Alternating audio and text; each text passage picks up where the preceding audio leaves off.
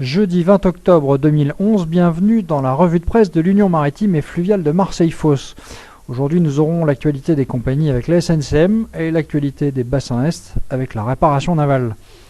La SNCM pour commencer, la Marseillaise en page 4 revient sur les nouvelles orientations stratégiques qui doivent être prises par la compagnie, présentées lors du comité d'entreprise qui se tient aujourd'hui.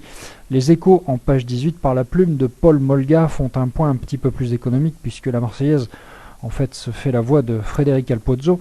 Paul Molga, lui, revient sur les orientations que Marc Dufour souhaite faire prendre à la compagnie, sur le renouvellement de la flotte, où il serait projeté d'arriver à une flotte de 8 unités homogènes mixtes, donc avec, si j'ai bien compris, éventuellement une cession des ferries, qui permettrait de transporter 1500 passagers au lieu de 2005 sur les ferries actuellement, avec 2500 mètres de fret, de mètres linéaires de fret, avec des unités qui seraient plus rapides pour permettre de doubler les rotations sur la Corse.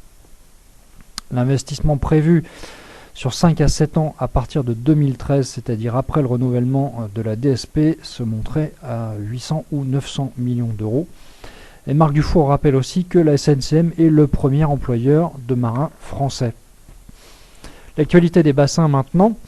Mer et Marine annonce que NCL fera l'arrêt technique du Norwegian Jade à Marseille en novembre.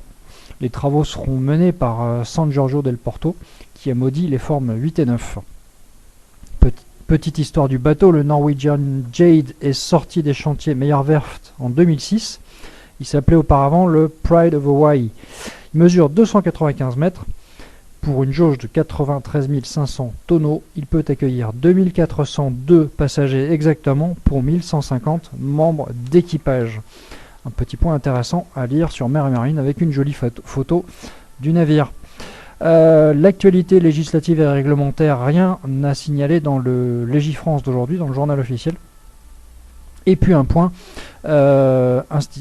interne, le planning des travaux du viaduc de Martigues qui doivent démarrer dans les semaines qui viennent vous sera circularisé aujourd'hui, en espérant vous avoir informé.